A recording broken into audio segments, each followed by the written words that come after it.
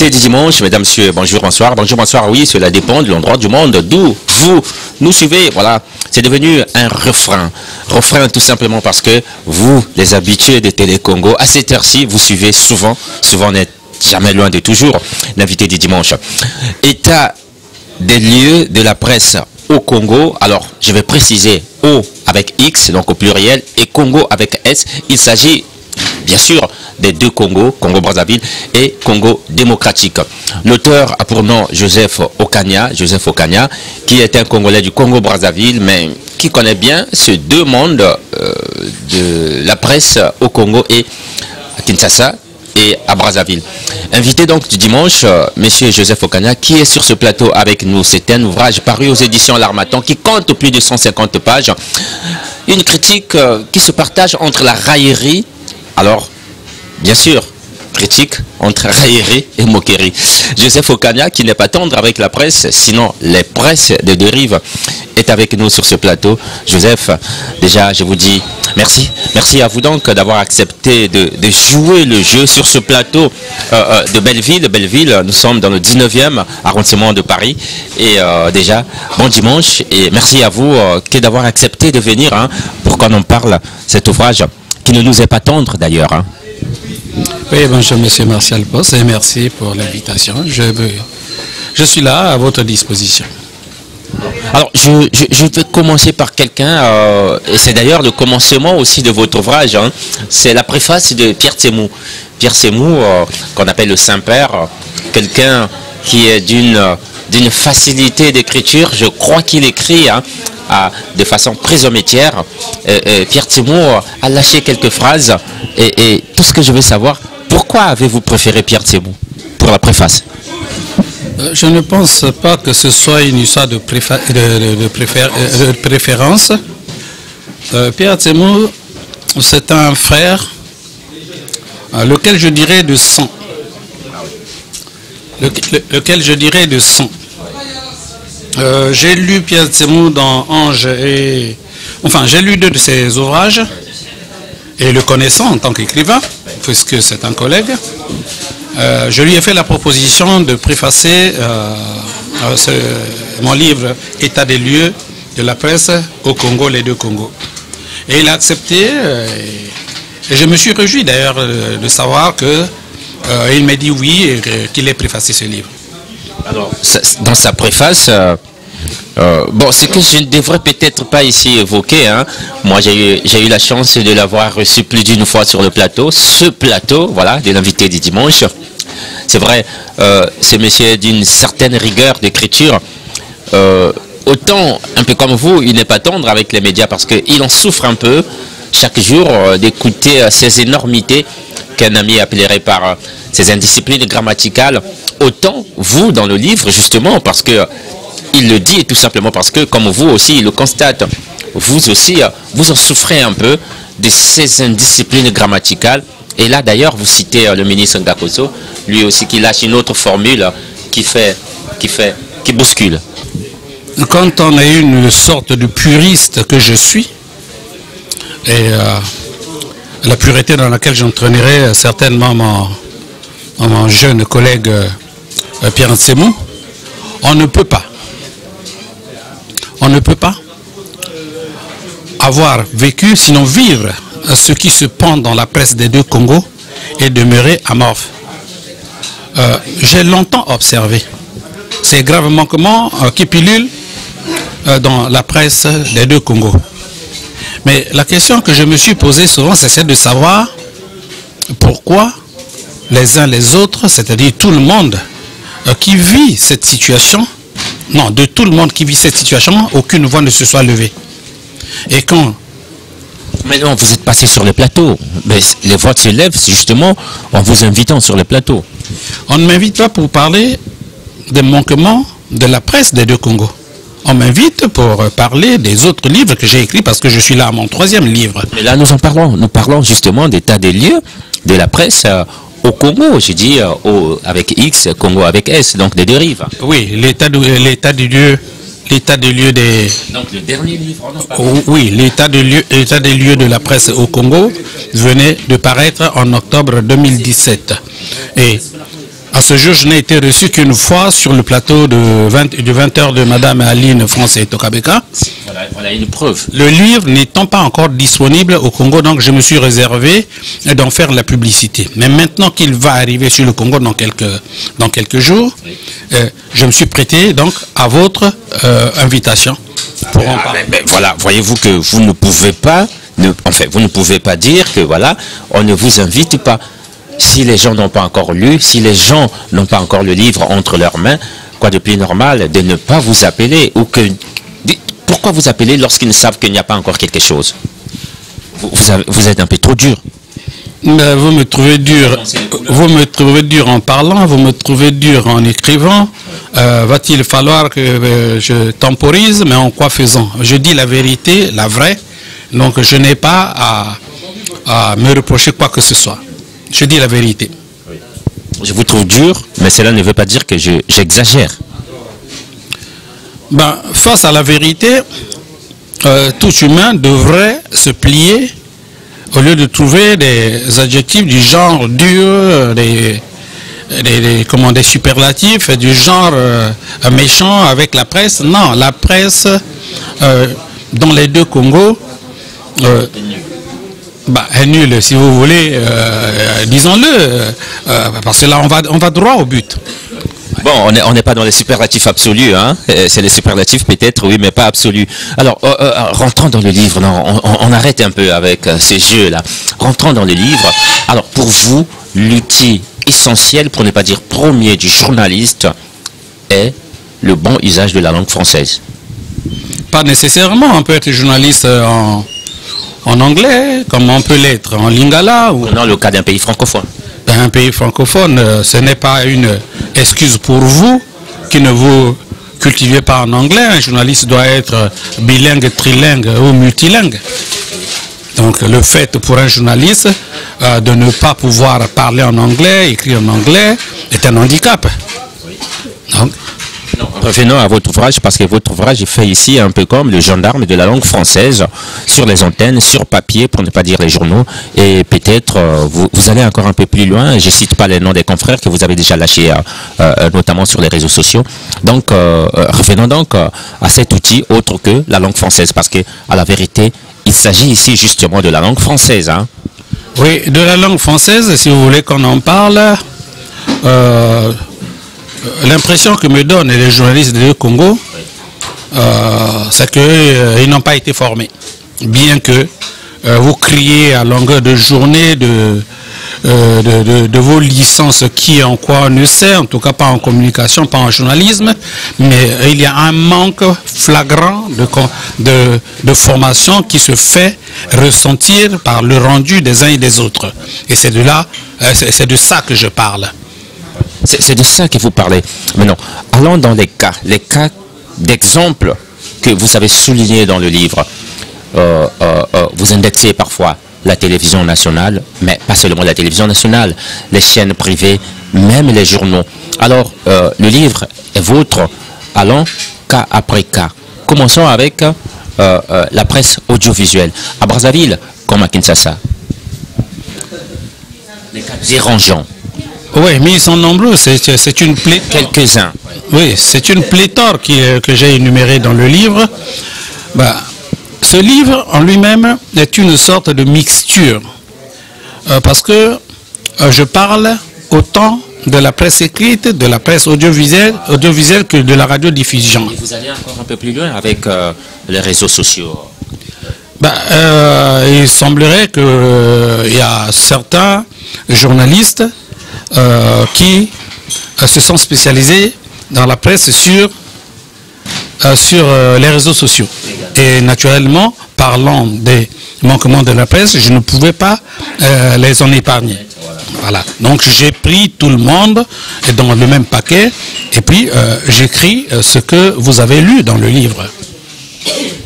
Moi j'ai eu la chance de lire, mais ceux qui n'ont pas lu, ce n'est pas à moi ici de souligner ces énormités, hein, ces indisciplines grammaticales, comme on aime à dire, ou peut-être, je ne sais pas moi, c'est vous l'auteur. Alors, vous avez certainement posé la problématique, vu ces manquements. Alors, allons point par point, sinon cas par cas, qui fait exemple de mauvaise écriture, de mauvaise communication ou du mauvais journalisme. Oui, mais vous l'avez lu parce que vous avez eu la chance de l'acheter sur Paris, parce que vous y êtes, en même temps que moi. Mais à ceux qui ne l'ont pas lu, ce serait une occasion de les inciter à le lire. Sinon, ce serait vain que de faire un résumé d'un livre que j'ai écrit. Il est vendu, le livre. Il est vendu, il va arriver sur Brazzaville dans 2 semaines, un maximum.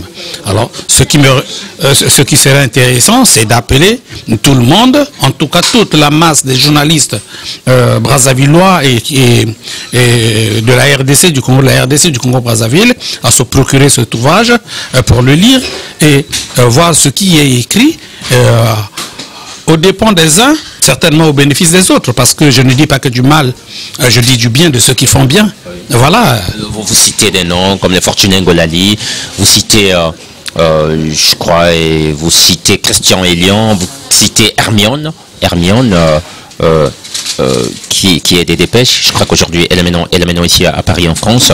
Vous citez beaucoup des noms qui font bien également.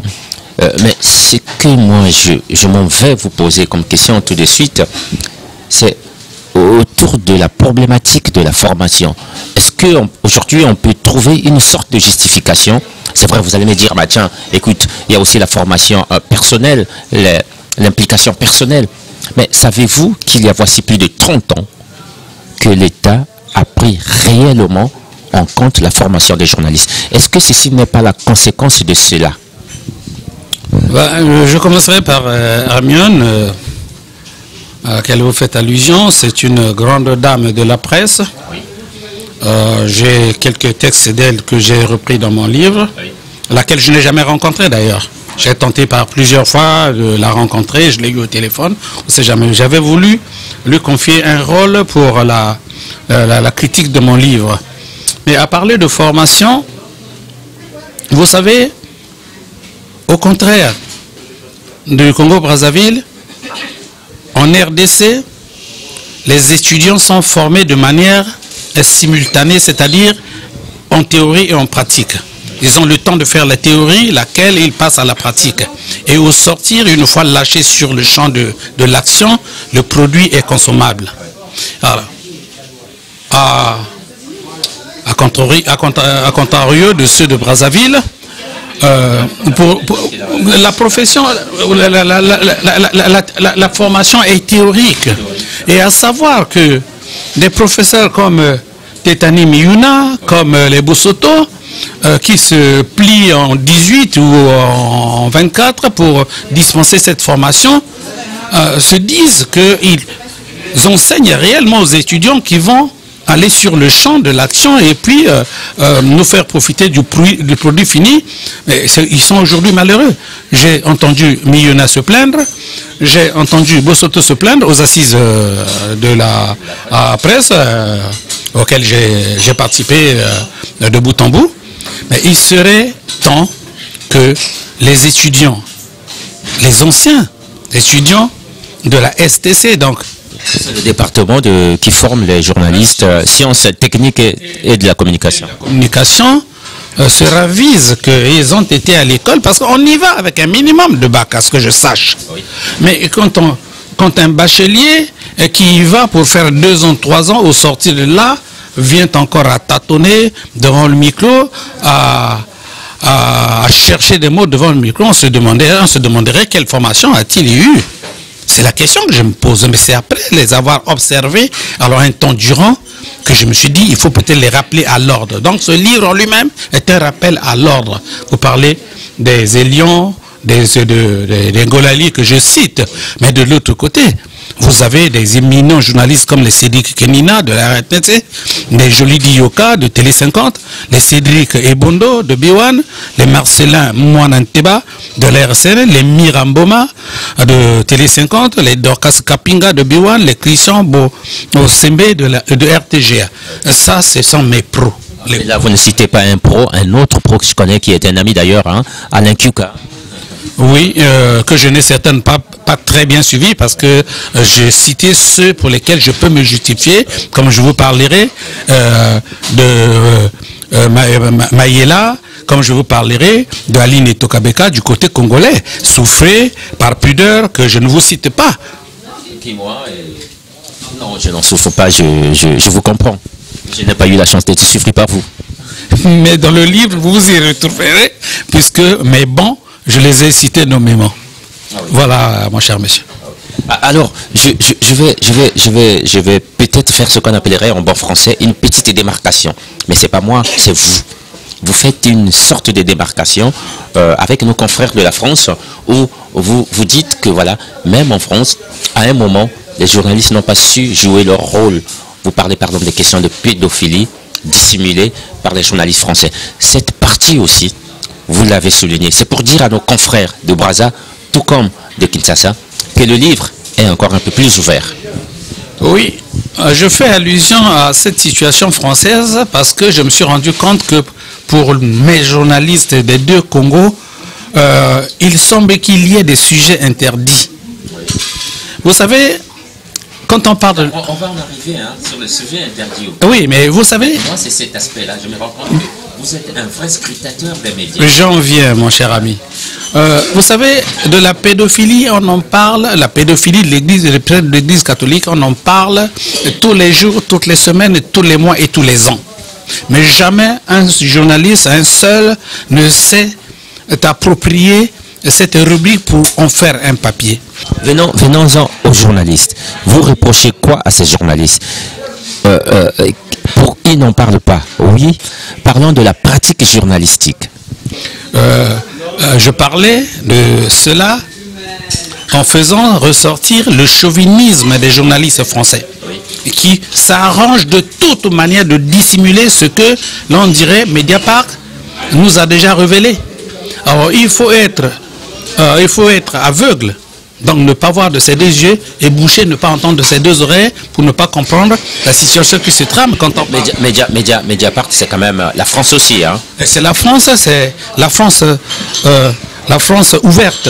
Parce que Mediapart, c'est un média spécial qui ne cache rien, qui appelle un chat, un chien, un chien. Souffrez que nous parlions du livre, le livre est devant nous, parlons du livre.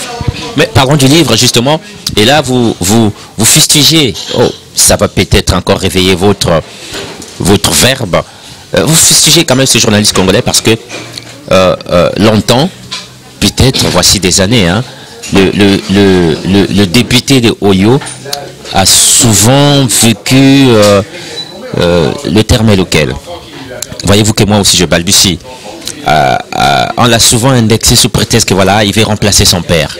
Et vous dites, aucun journaliste au Congo n'a su faire le boulot. Il lui eût fallu qu'arriva une autre journaliste de l'extérieur pour que la question soit posée à ce monsieur-là. Je veux que vous reveniez un peu sur cette question. À revenir là-dessus, je fais une fois de plus mention de l'amateurisme des journalistes congolais. Congolais des deux bords, des deux rives, je voulais dire. Alors comment se fait-il que ce monsieur qui est député d'Oyo, à qui toute la République a prêté des intentions de vouloir briguer la présidence pour succéder à son père, et c'est connu de tous, mais qu'aucun journaliste d'un Congo comme de l'autre ne se soit dit, tiens, je vais aller interviewer cet homme pour arracher en lui ce qui est caché dans son cœur et que je fasse connaître ça au peuple. Il nous a fallu pour entendre, je veux parler de Christelle Sassou Nguesso, Denis, lui aussi s'appelle Denis, il nous a fallu une tourée qui est venue de l'Occident, donc de la chaîne Africa 24, qui est venue titiller cet homme et qui a quand même fait avouer à cet homme qu'il n'aspirait à rien d'autre qu'à se succéder à lui-même en tant que député d'Oyo. Il n'avait jamais tracé un chemin vers la présidence. Et à l'entendre, puisqu'il accorde une interview à Africa, une revue Africa, une revue pour dire qu'il met au défi que ce soit quiconque peut prouver qu'il avait des intentions à succéder à son père. Et personne n'a jamais contredit, voire répondu à ce défi qu'il a. Est-ce que ce serait se justifier si un journaliste congolais venait à dire que rarement, sinon difficilement, il accorde les interviews aux journalistes pour ne pas, parlons simplement, les locaux? J'aimerais connaître quelle en est la différence quand une Maryse Touré ou Marie Touré, je crois, vient d'où elle est venue. Comment s'est-elle prise? Comment a-t-elle qu'est-ce qu'elle a entrepris pour pouvoir faire accepter à cet homme de se livrer? Et la complainte que je fais, c'est celle de savoir pourquoi la pléthore des journalistes qui fourmillent dans les deux de tout ce monde-là, que personne n'ait jamais tenté d'aller arracher à cet homme, apparemment timide, mais homme comme il est, nous le savons. On est tenté de vous poser la question, pensez-vous réellement que les journalistes, ou vous dites, vous vous posez la question, comment est-ce qu'ils ne l'ont pas fait? Et les journalistes, eux, savez-vous réellement, n'ont-ils jamais cherché à obtenir une interview du côté de la personne? On est dans une histoire où il est difficile de condamner les uns sans avoir les réponses ou les vérifier, sans vérifier, voilà. Je n'ai pas à penser, parce que ce n'est pas mon domaine. Je vous ai dit, je ne suis pas journaliste. Oui. Hein, j'ai fait une immersion là-dedans à la suite d'un constat malheureux que j'ai fait de la pléthore des manquements. Et donc je n'ai pas à penser, je constate simplement que cet homme à qui on a prêté des velléités, voire des intentions de succéder à son père, n'a jamais été interviewé par un seul journaliste de ce sujet qui a longtemps préoccupé la population congolaise. Puisqu'on se disait, c'est pas un royaume, c'est pas un empire. Comment un fils peut-il succéder à son père au Congo-Brazzaville? Mais il apportait un démenti formel que j'aimerais bien retrouver dans mon livre, parce que je l'ai retenu, je l'ai lu. Je vous entends parler et je me fais aussi les idées. Alors, il a apporté un démenti formel avec les confrères venus d'ailleurs. Ce qui veut dire la problématique se posait dans son pays. Tout ce qu'il a eu à dire, c'est ce qui a nourri les débats dans son pays. Donc, le problème était posé dans son pays. Est-ce que ce n'est pas lui qui a préféré donner réponse avec une presse d'ailleurs, hein, en évitant la presse locale?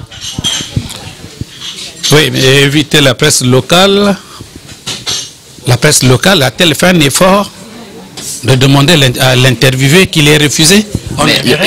Elle a suscité le débat qui est arrivé jusqu'aux chaînes étrangères. De la pléthore des canards qui pilulent au Congo-Brazzaville, si tant avait été le cas, on l'aurait lu dans la presse écrite, on l'aurait entendu dans la presse audiovisuelle, à mon entendement. Je pense que les efforts n'ont jamais été faits par les journalistes locaux. Oui. Certainement, vous n'avez pas lu les supputations des journaux, hein, faites par les confrères de la presse écrite de la place. Aussi. Mais on ne va pas trop perdre le temps là-dessus, parce que les supputations, il y en a eu, et cette presse écrite de la place est plus d'une fois revenue sur cette question.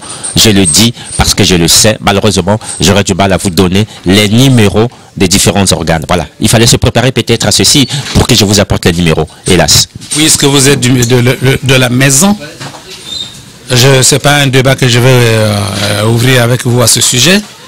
En écrivant ce livre, je n'ai interviewé aucun journaliste.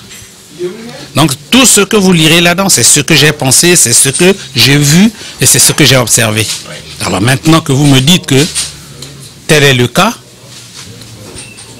je vous dirai... Donc vous n'avez pas eu la chance de lire les supputations ou peut-être les réflexions, les opinions des amis et des confrères de la presse écrite sur la presse de Brazzaville? Pourtant, de la presse écrite congolaise, je fais une lecture assidue puisque je fais la revue de presse tous les mardis de toutes les semaines. Bon, il se trouve que peut-être pendant mes absences répétées de Brazzaville, il y a eu quelque chose de ce genre qui n'est pas tombé sous ma main. Et donc, je vous ferai grâce de vous dire que non, je n'ai jamais eu écho de ce genre de choses. Vous avez eu la chance de discuter, parce que je le découvre aussi dans le livre, hein, de discuter avec M. Philippe Mvo, qui est le président du Conseil supérieur de la liberté, de la liberté et de la communication. Voilà. Oui, j'ai interpellé Philippe Mvo un jour. J'ai interpellé le président Philippe Mvo un jour à Kintele. Le président devait inaugurer, je crois, un bâtiment là-bas. Et il pense assumer pleinement son rôle en s'en prenant aux journalistes qui ne respectent pas les règles établies pour la profession dont il est quelque part le censeur. Oui, mais il a cette facilité de sanctionner la presse privée. Est-ce que avec lui, vous avez parlé de la presse, je vais parler des fonctionnaires de la presse. On ne s'est pas dit grand-chose, parce que quand j'ai voulu l'approcher, c'est presque au moment où le président sortait, il y avait une bousculade de telle que il m'a lâché qu'un seul mot pour me dire non, le CSC fait son devoir. Comme il se doit. À l'entendre. Et vous étiez quand même aux assises de la presse. J'y étais, oui, de bout en bout, j'ai suivi les assises de la presse. Et quelque part, je vous dirais que c'est même moi, tout petit que je sois, qui les ai suscités de par l'interview que j'ai accordée au ministre Mvo, au président Mvo, au ministre Mungala, et Thierry Mungala, et puis au DG des télévisions, notamment Télé Congo. Bien avant, ça se passe en 2015-2016. J'ai interviewé les uns les autres. Et donc, quelque part, c'est moi qui leur ai mis la puce à l'oreille pour dire qu'il fallait, à un moment, que la presse se retrouve organisée. J'appelais les États généraux. Quand je leur en parlais, je disais qu'il fallait que les États généraux de la presse congolaise se fassent. Donc, c'est une fois revenu en France que dans mon dos, j'apprendrai, avec les dates qu'ils ont annoncées, que bon, il devrait avoir les assises de la presse congolaise. C'est parti depuis 2017. Il y a eu une histoire de finances qui ne se débloquait pas. Ils ont renvoyé jusqu'à ce qu'elles aient eu lieu en octobre 2018. Et j'y étais.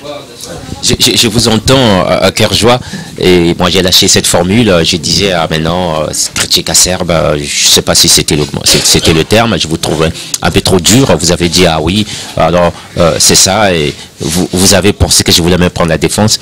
Mais je vais revenir à ce sujet. Vous indexez quand même les femmes des médias. Pour vous, vous lâchez même cette phrase, j'ai du mal à la dire, mais je serai obligé, je m'efforce à la prononcer, la prostitution. Monsieur Marcel Posse, vous êtes de la maison, votre maison presse congolaise.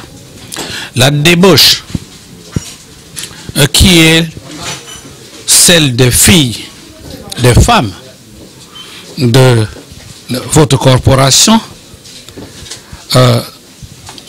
se passe de commentaires. J'ai à ce sujet posé la question à Ngolali que nous citions. J'ai posé la question, voilà les seuls journalistes auxquels j'ai posé la question à Alphonse Ndongo. Les réponses qu'ils m'ont faites sont d'une cruauté animale. Mais il se trouve que moi, homme hors des médias, comment ai-je pu avoir accès aux médias? C'est justement en fréquentant les femmes des médias. La légèreté de ces femmes des médias, particulièrement congolaises des deux rives, est telle que on se pose la question de savoir si elles y vont pour trouver les hommes, parce qu'elles ne pensent pas se marier. Et c'est là que je dis dans le livre, j'ai l'impression que le mariage et le journalisme, vu à la congolaise, ne font pas bon ménage. Donc les femmes sont tellement légères, les femmes journalistes congolaises des deux bords sont tellement légères qu'on se pose la question. Rendez-vous compte qu'une femme qui va à l'interview, qui va interviewer un monsieur, finit par devenir, une semaine après, la maîtresse de ce monsieur qu'elle a interviewé. C'est quelle moralité? Vous savez, les femmes journalistes doivent se rendre compte qu'elles sont porteuses d'une certaine immunité. Elles font une caution morale. Oui, à l'instar des femmes juristes. Elles sont elles font partie d'un monde à part. Donc, moralement, on les placerait à part dans la société pour dire non, elles sont porteuses de certaines valeurs dans la société. Certaines éthiques. À se livrer comme elles se livrent, c'est pas à vous que j'apprends, mon cher monsieur. Vous le dites que vous-même, vous avez eu la facilité de pénétrer le milieu en les abordant. Bien sûr. Expliquez-nous. Qu'est-ce que vous voulez? J'ai eu 3 amis journalistes. Donc, naturellement... J'ai en cru en vous. Ben, bien sûr que oui. Naturellement, chacun en son temps. Donc, vous en avez abusé. Je n'ai pas abusé, non. Je suis... à l'époque, je suis un mâle vivant, aimant les bonnes choses. Et quand Elles sont les bonnes choses. Pardon? Elles sont les bonnes choses. Si elles sont les bonnes choses, ou quelles sont les bonnes choses? Vous dites aimons les bonnes choses. Un mâle vivant aimant les bonnes choses. Mais la femme fait toujours partie des bonnes choses sur terre. Allez-y, continue. En quoi disant? Vous voulez que je continue en quoi disant? Non, je me posais la question de savoir, vous avez eu cette facilité de pénétrer le milieu, vous l'avez dit. C'est une femme comme une autre, oui, à laquelle j'ai commencé comme vous, en faisant la cour, ben voilà, en demandant... J'ai connu 3, c'est pas le haut du pavé. J'ai connu 3 comme je pouvais en connaître 5, 10. Mais il se trouve que dans le cadre de mes recherches, je me suis payé le toupet, disons les choses comme ça. Une sorte d'investigation. Disons-le comme ça, si le mot venant du journaliste que vous êtes peut avoir sa place dans mon raisonnement. Donc, il a fallu que j'aille au champ pour avoir le renseignement. Parce qu'il y a des termes que j'utilise dans le livre, n'étant pas journaliste, pour les connaître, il fallait s'allier à un seul journaliste. Mais je vous ai dit que je n'ai interviewé aucun journaliste. Aucun. Sauf Ngolali, avec qui vous avez discuté. Non, on a discuté sur les réseaux sociaux, et je lui ai demandé de me faire part de ses appréhensions. C'est ce qu'il a écrit. Ndongo, c'est aussi. On ne s'est pas rencontrés, on a discuté, et puis il m'a envoyé le papier que j'ai répercuté. Voilà, mon cher monsieur. En tout cas, ça fait plus de 150 pages, paru donc aux éditions L'Harmattan. Le livre, le titre est bien là, État des lieux de la presse au Congo, O avec X, Congo avec S. Comprenez qu'il s'agit bien là de dérive. Joseph Okonia, nous sommes presque arrivés au terme de notre émission. Il y aurait peut-être un aspect important qu'on aurait voulu voilà, et aborder sur ce plateau de circonstances. Nous sommes à Belleville, le 19e, oui, un aspect qui n'a peut-être pas fait l'objet d'une question, mais qui vous tient quand même avant que l'on arrive à la conclusion de cette émission. Mon cher ami, je me suis prêté à votre... j'ai accepté votre invitation, donc je me suis prêté, je suis venu me prêter à vos questions. Les questions venant de vous, j'en attends, et les réponses, je vous les fournirai. Il se trouve que si j'avais été prévenu un peu plus avant, j'aurais pris certainement le temps de relire mon livre, mais bien que l'on dise en français que ce qui se conçoit bien s'énonce clairement, et les mots pour le dire arrivent aisément, j'ai écrit, allez lire, faites-le lire et commentez et revenez à moi pour des questions éventuelles. J'aurai toujours des réponses à vos questions. Ok, nous reviendrons à vous. Quand je dis nous, c'est pas forcément moi, mais les autres aussi qui auront eu la chance de tomber sur cet ouvrage. Je répète, paru aux éditions L'Harmattan Congo, État des lieux de la presse au Congo, donc les deux Congos. Monsieur Joseph Okonia, nous vous disons merci, mais quoi qu'il en soit, on a démarré cette émission sans réellement vous présenter. On va faire donc, on va inverser. Alors, je vous donne l'occasion, vous regardez la caméra et vous nous dites qui êtes-vous réellement. Joseph Okonia est une sorte d'humain hybride. Pour dire simple, je suis évangéliste et écrivain, simplement. Père de mes enfants. Je vis... Combien d'enfants? Est-ce que c'est au nombre des enfants qu'on juge l'homme? Bon, puisque ce n'est un secret pour personne, à moins que ce soit un de Polichinelle, j'ai écrit sur la 4e couverture de mon premier livre, père de 7 enfants, nés de 5 mères différentes. Voilà, je suis donc cet homme-là. Et la question que j'attendais de vous, c'est celle de savoir où peut-on trouver de livres. Ne vous en faites pas, j'y avais pensé. Puisque nous y sommes, j'y vais déjà. Le livre, on peut le trouver à Brazzaville en appelant au 06 680 61 69. Le mieux d'ailleurs, avant 2 semaines, serait d'envoyer des SMS, puisque je suis en train de programmer la livraison des livres sur Brazzaville, pendant que je suis encore à Paris. Le mieux serait de m'envoyer un SMS au 06 680 61 69. Et le livre est vendu à 20 000 francs à Brazzaville et à travers un SMS au 06 680 61 69. Je ferai la présentation dans 2 semaines, 3 semaines quand je serai arrivé à Brazzaville, laquelle présentation j'irai aussi faire à Kinshasa quand la situation des élections sera tassée là-bas. Voilà la situation. Voilà, je conclus, vous allez m'accompagner, je sais que vous n'êtes pas là à votre premier ouvrage, il y a eu un premier qui a pour titre, je vous en prie. Les amours emprisonnés de l'homme de Dieu, paru aux éditions La Société des écrivains à Paris. Un deuxième titre. Embouteillage aux portes du ciel. Pourquoi Paul a-t-il interdit à la femme de prêcher dans l'église? Paru aux éditions LMI à Pointe-Noire. Et enfin, c'est le tout dernier, état des lieux de la presse au Congo, donc les dérives. Invité du dimanche, mesdames, messieurs, c'est ainsi que se termine cette émission réalisée sur la place de Paris, plus précisément dans le 19e arrondissement, à Belleville. Merci à vous, oui, vous qui nous suivez un peu partout. Merci également à vous, Joseph Okania, je vous en remercie. Merci à vous d'avoir su jouer ce jeu, celui de savoir donner réponse à nos questions. C'est moi qui vous remercie, mon cher monsieur. Merci. Merci.